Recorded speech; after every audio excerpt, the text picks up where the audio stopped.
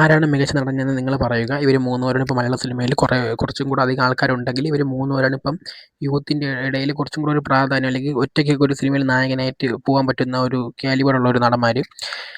അതിൽ ഞാൻ ആദ്യം തന്നെ എടുത്ത് പറയുന്നത് മാത്യു തോമസ് ആണ്. കാരണം പുള്ളിക്കാരനാണ് ആദ്യം സിനിമയിൽ വന്നതെന്നാണ് എനിക്ക് തോന്നുന്നത്. മാത്യു തോമസ് കുമ്പളങ്ങി എന്ന നൈറ്റ്സ് എന്ന് പറഞ്ഞ സിനിമയോടെയാണ് കടന്നു വന്നത്.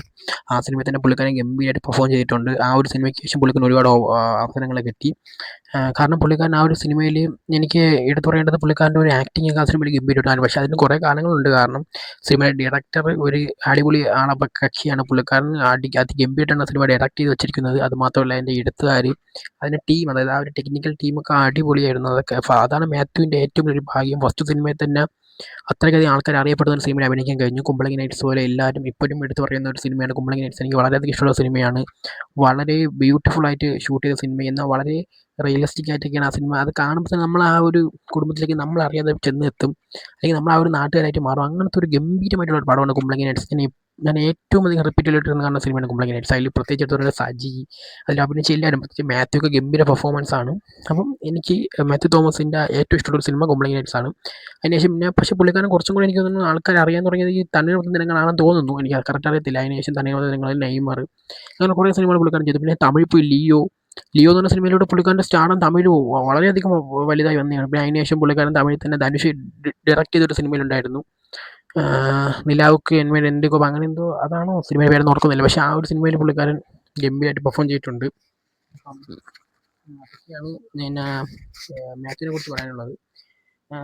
പിന്നെ അടുത്ത പറയേണ്ട ആളെന്ന് പറയുന്നത് നസ്രീനാണ്. നസ്രീൻ സിനിമ രംഗത്തേക്ക് കടന്നു വന്നത് തണ്ണീർമത്തൻ ദിനങ്ങൾ എന്നുള്ള സിനിമയിലൂടെയാണ്. ആ സിനിമയിൽ തന്നെ പക്ഷേ ഒരുപക്ഷെ നായകനെക്കാളും കൂടുതൽ സ്കോർ ചെയ്തത് നസ്രീനാണ്. കാരണം ആ സമയത്ത് തിയേറ്ററിൽ പോയി കാണുമ്പോഴത്തേക്കും നസ്രിൻ്റെ കോമഡിയൊക്കെ വളരെയധികം ചിരിച്ച് മറിഞ്ഞ ഒരു സമയം ഉണ്ടായിരുന്നു. പ്രത്യേകിച്ച് പുള്ളിക്കാരൻ്റെ ഡയലോഗൊക്കെ ബസ്സിലൊക്കെ നമ്മൾ എന്താ പറയുക, ബസ്സിലൊക്കെ കൊണ്ടുവരുന്നത് നിങ്ങൾക്ക് പെണ്ണുങ്ങളെ പിറകെ പോകാൻ നാണമില്ല, അങ്ങനെയൊക്കെയുള്ള കുറച്ച് കാര്യങ്ങളൊക്കെ പുള്ളിക്കാരൻ ആ സിനിമയിൽ പറയുന്നുണ്ട്. അതൊക്കെ വളരെയധികം ഫേമസ് ആയിരുന്നു ആ സമയത്ത്.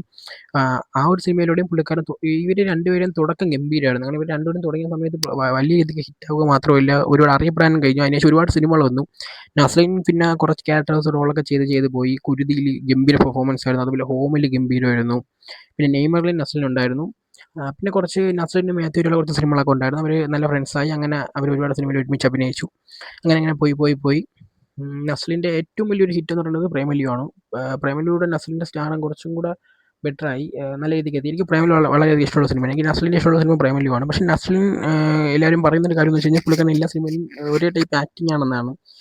പുതുമ ഒന്നുമില്ല, അതല്ലെങ്കിൽ ഒരു സ്റ്റീരിയോ ടൈപ്പായിട്ട് പോകുന്നെന്ന് പറയുന്നുണ്ട് കുറേ പേര്. പക്ഷേ എനിക്ക് തോന്നുന്നത് ഈ വർഷം അതിലൊരു മാറ്റം ഉണ്ടാകും. അതായിരിക്കും മോളിവുഡ് ടൈംസ് എന്നാണ് എനിക്ക് വിചാരിക്കുന്നത്. കാരണം മോളിവുഡ് ടൈംസിൻ്റെ ട്രെയിലർ കണ്ടപ്പോൾ തന്നെ പുള്ളിക്കാരൻ്റെ ഒരു ആക്ടിങ് ഒക്കെ കുറച്ചും കൂടെ, അതായത് മറ്റേത് വെച്ച് നോക്കുമ്പോൾ കുറച്ചും കൂടെ നല്ലതാണെന്ന് പറയുന്നുണ്ട്.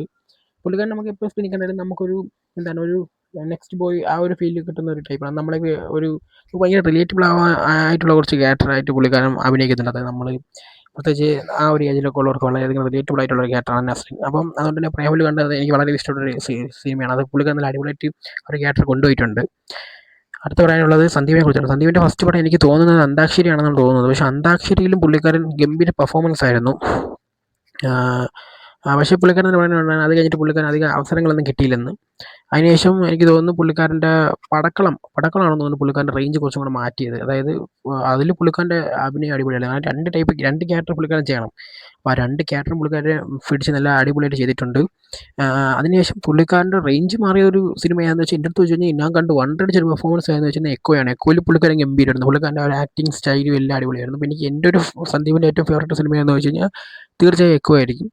അപ്പം ഇവരിൽ ആരാണ് എൻ്റെ അടുത്ത് ഏറ്റവും മികച്ച നടൻ എന്ന് ചോദിച്ചത്, ഞാൻ ഫസ്റ്റ് പറയാൻ പോകുന്ന പേര് എന്തായാലും സന്ദീപായിരിക്കും. കാരണം സന്ദീപും ഇവർ രണ്ടുപേരും വെച്ച് നോക്കുമ്പോൾ കുറച്ചും കൂടെ നല്ലൊരു രീതിക്ക് എത്തിപ്പെടാൻ, അത് കുറച്ചും കൂടെ ആക്ടിങ് വൈസ് കുറച്ചും കൂടെ ബെറ്റർ ആണെന്ന് തോന്നുന്നുണ്ട്. ഇവർ രണ്ടുപേരും മോശമൊന്നുമല്ല. പക്ഷേ സന്ദീപാണ് എന്നെ സംബന്ധിച്ചോളം കുറച്ചും കൂടെ ഇവരെക്കാളും കുറച്ചും കൂടെ നല്ലൊരു റേഞ്ചിൽ ഇപ്പം നിലവിലുള്ളത്. ഇനി അങ്ങോട്ട് എത്രത്തോളം മാറുമെന്ന് എനിക്കറിയില്ല. പക്ഷേ ഇപ്പം നിലവിൽ സന്ദീപാണ്. അതിൻ്റെ ഏറ്റവും ഉദാഹരണം എക്കോയാണ്. എക്കോ സിനിമയുടെ ശേഷം ഞാൻ വണ്ടടിച്ചെടുത്തിട്ടുണ്ട് സന്ദീപിൻ്റെ പെർഫോമൻസ് കഴിഞ്ഞ്. അതിനുശേഷം എനിക്ക് പറയാനുള്ളത് മാത്യു ആയിരിക്കും. കാരണം മാത്യു കുറച്ചും കൂടെ ചലഞ്ചിങ് ആയിട്ടുള്ള റോളുകൾ ചെയ്യുന്നുണ്ട്. ഇപ്പോൾ പുള്ളിക്കാരൻ എന്ത് പോലീസൊക്കെ ആയിട്ട് ചെയ്യുന്നുണ്ട് ഈ ചെറിയ ഏജിൽ തന്നെ. അത് മാത്രമല്ല തമിഴിൽ പോയി അഭിനയിച്ചു. പിന്നെ കുമ്പളങ്ങി നസ്രിയ ഗംഭീര പെർഫോമൻസാണ്. നസ്രിൻ മോശമെന്നല്ല, പക്ഷേ നസ്രിൻ്റെ ചില സമയത്ത് നസ്രിൻ ഒരേപോലത്തെ പാറ്റേൺ സിനിമകൾ പോകുന്ന പോലെയും പിന്നെ ആക്ടിങ് വലിയ ചേഞ്ച് ഒന്നും വരാത്ത പോലെ തോന്നുന്നുണ്ട്. പക്ഷേ അത് വെച്ച് നോക്കുമ്പോൾ മാത്യു കുറച്ച് ചേഞ്ചൊക്കെ ചെയ്യുന്നുണ്ട്. ഉറപ്പായിട്ടും നസ്രിൻ നല്ലൊരു ആക്ടറാണ്. ഇവർ മൂന്നുപേരും അടിപൊളിയാണ്. പക്ഷേ ഞാൻ ഈ പറഞ്ഞ പോലെ ഫസ്റ്റ് സന്ദീപ്, സെക്കൻഡ് മാത്യുവാണ് എനിക്കിപ്പോൾ തോന്നുന്നത്. മൂന്നാമത് പിന്നെ നസ്രിനാണ്. നസ്രിൻ നല്ല നടനാണ്, പക്ഷേ കുറച്ച് സ്റ്റീരിയോ ടൈപ്പിലേക്ക് പോകുന്നുണ്ട്. അതൊക്കെ ഒന്ന് മാറ്റി പിടിച്ച് അടിപൊളിയായിരിക്കും. പക്ഷേ ഉറപ്പായിട്ടും നസ്രിൻ ഈ വർഷം നസ്രിൻ്റെ ഗംഭീര തിരിച്ചുവരവായിരിക്കും. മോളിവുഡ് ടൈംസ് എന്നൊരു പ്രതീക്ഷയുണ്ട്. അപ്പോൾ ഇത്രയും പറഞ്ഞു നിർത്തുന്നു. എല്ലാവർക്കും ബൈ.